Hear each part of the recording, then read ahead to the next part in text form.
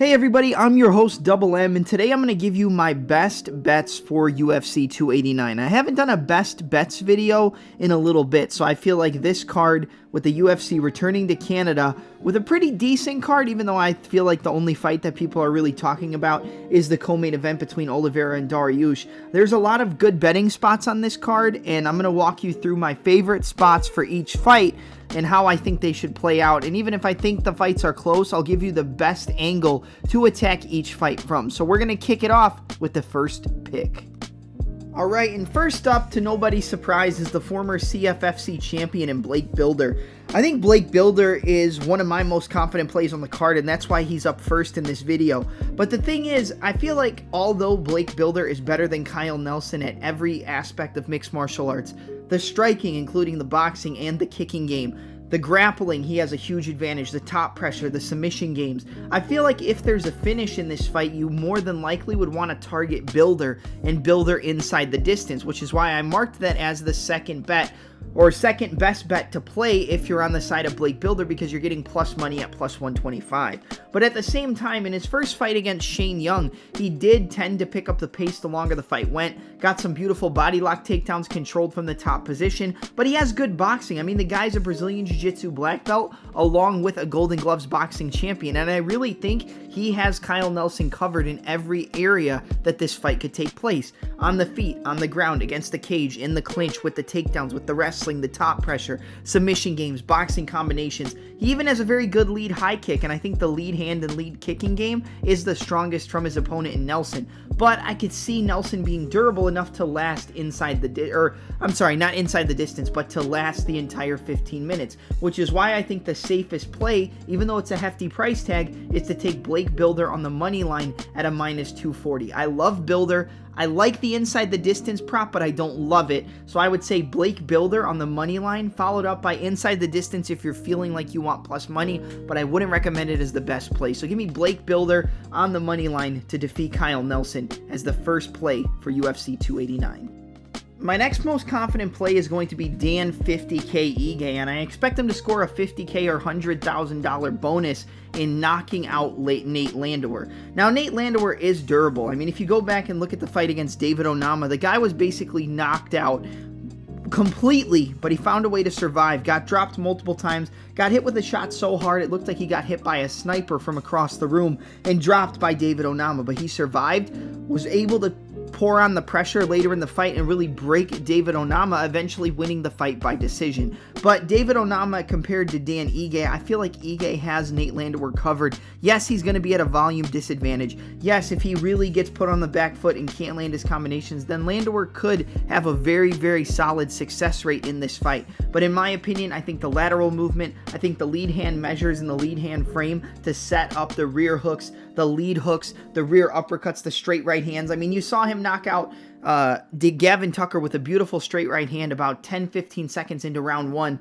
I think it might have been a little longer than that, but you catch my drift. And then he caught Damon Jackson with a right hook to the body with a lead hook up top. You know, prime Mike Tyson type of things. And I think the technical boxing of Dan Ige is so much better than Nate Landwehr on the feet. We've seen Landwehr get hurt in multiple fights before. I mean, he's been dropped. He got knocked out with a flying knee early in the first round, even though he protested it. It was a pretty bad shot against Julian Juicy J. Erosa.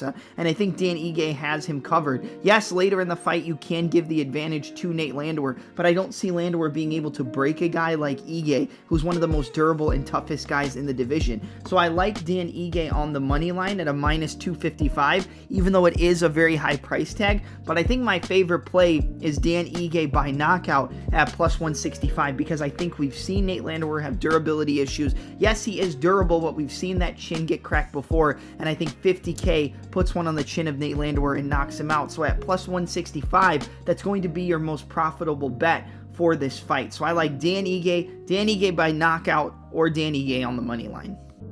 Alright, I might get a lot of hate for this next one and people may call me crazy, but my next play is going to be the underdog in the main event to become the new women's UFC bantamweight champion in Irene Aldana. Aldana is the much more clean and technical boxer than Amanda Nunes. Does she have as much power as Nunes? No. Does she have as much raw power as Nunes? No. Is Nunes a better grappler? Yes. If she takes Aldana down, will she probably be able to finish the fight or control the fight? Yes. But Aldana is not incompetent off of her back, and we've seen her threaten with submission attempts. She can go for leg locks. She can go for arm bars. She can go for Kimuras. Aldana can go for submissions off of her back, which may make Nunes a little bit hesitant to get takedowns early. And early is when I think Aldana has the best chance to knock out Amanda Nunes. And I think she will knock her out. And here's why. Nunes is, like I said, more powerful, but she's nowhere near as technical as Irene Aldana in the boxing. Aldana's head movement, her slips, her pivots, her counter lead hook is one of the best lead hooks in MMA, along with one of the best left hooks and cleanest left hooks in women's mixed martial arts. And if you go back and watch the first fight against Juliana Pena for Amanda Nunes, Juliana Pena was cracking Nunes with the jab. She wasn't able to bully Juliana Pena, and Nunes lives off being able to be a bully inside the octagon. I don't think she's going to be able to bully Irene Aldana on the feet. I think Irene Aldana is going to crack Nunes with that jab early and often, and once it really starts to sting, a good jab from a boxer is nowhere near a jab from somebody who's not as technical of a fighter. And I think the jab of Irene Aldana is so sharp that she will be able to touch up Nunes, and it's going to hurt her. She might even wobble her with a jab, but eventually I see her catching Nunes on the chin with a lead hook and dropping her. And yes, she did beat Juliana Pena in the rematch and did so dominantly, but there were aspects of that fight where, one, it looked like she could have got submitted on the floor by Pena, and I'm not comparing the ground game of Pena and Aldana, but there were points where she could have got submitted, and there were points where Juliana Pena was able to push back Amanda Nunes and land combinations. So I think the clean, crisp, technical boxing of Irene Aldana is going to put Amanda Nunes to sleep. And when it comes to the odds, you're getting plus 260, almost a 3-1 underdog on a girl who I believe is the much sharper fighter on the feet, where I expect most of the fight to take place. So I think the best bet for Aldana is the money line, because at plus 260, you're making money either way. But I like that juicy plus 650 on the knockout prop for Irene Aldana, because I think she will catch Amanda Nunes on the chin, hurt her with the jab and stun her, but eventually land that counter check left hook and knock out Amanda Nunes. So at a juicy plus 650, I think your best play for Aldana is Aldana on the money line, but the second best play is Aldana by knockout at plus 650, and I expect us to see a new UFC Women's Bantamweight champion in Canada this weekend.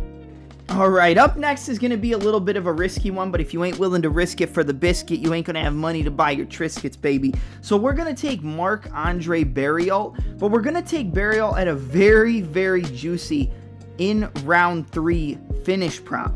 Look, I think early on, the more powerful striker is going to be Eric Anders. I think Eric Anders is the more powerful striker, and you can't really deny that, no matter which way you look at the fight. If he hurts Marc-Andre Barriault early, rocks him, drops him, and knocks him out, am I going to be surprised? No, I won't. But here's the thing.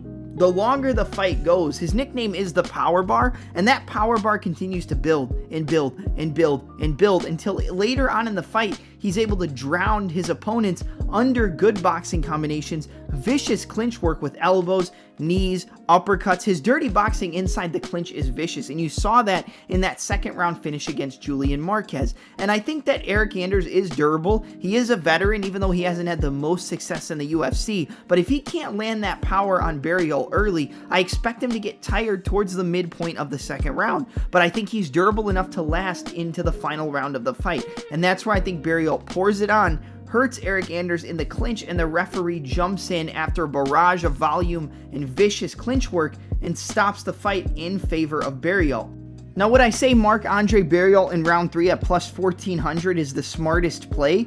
No, but I think it's the best way to target the fight, because I don't like the money line. I think it's close. I think the fight will be close, and like I said, I could see Anders knocking out Barriault, but later in the fight, against a guy who's gonna build, whose cardio's gonna last, and whose pace is going to pick up, against a guy who's going to slow down, whose cardio will fail him, and the combinations will be a lot slower and more lethargic from a guy like Anders, and against a guy who hasn't had the most success in the UFC regardless, I think Marc-Andre Barriault in round 3, I think he finishes Anders in round 3, and at plus 1,400, you're making 140 bucks if you even throw $10 on it in profit. I like Marc-Andre Barriault in round 3. I like Marc-Andre Barriault inside the distance at plus 330, but give me MAB in round 3 for plus 1,400, baby. Let's take it to the bank.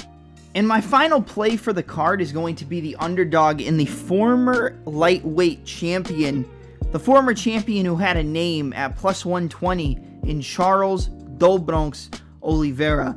Look, I think Oliveira at plus 120 is really, really solid value. And I know people are saying that Dariush is going to be the better grappler. He's going to be the better wrestler. We saw Oliveira have trouble against a guy in Makhachev who was able to out-grapple him, out-scramble him, control from the top, drop him with a shot on the feet, and eventually lock up an arm triangle choke submission. Do I think it's possible that Beneil Dariush drops Oliveira and finishes him? Yeah, I do. I think it's possible he gets a submission. I think it's possible Beneil finishes him. Yes, I do.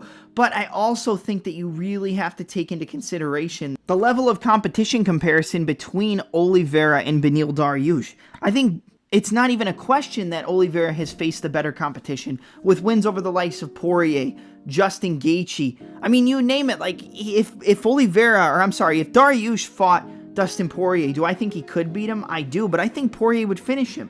If he fought Justin Gaethje, I think Justin Gaethje knocks out Beneil Dariush in the first round. And I think the striking on the feet, although I would give the kicking advantage to the body and the inside low kicks to Beneil Dariush because I think he is the more powerful kicker, and he might even have more power, but I think the sharper striker on the feet, it's no question that it's Oliveira. He's going to have the better Muay Thai. He's going to have the better front kicks to the body. He's going to have the better straight punches. He's going to have the better rear side angles to be able to fade off and land that power right hand, come back with the lead left hook, a better check left hook, better work inside the clinch. And I think we've seen a guy in Dariush have issues with getting caught on the feet. We saw him get knocked out by Alexander Hernandez in Hernandez's debut early in the first round. We've seen him get hurt by guys like Drakkar Klose. And yes, I think if he wrestles Oliveira, he can out-grapple him and potentially finish him with a submission or TKO him with ground and pound. Yes, I think he can hurt him on the feet with a big shot because Dariush does have power, but I think Oliveira is the much sharper striker, and against a guy who's had durability issues, even though Oliveira has had durability issues in himself and gets dropped in almost every one of his fights,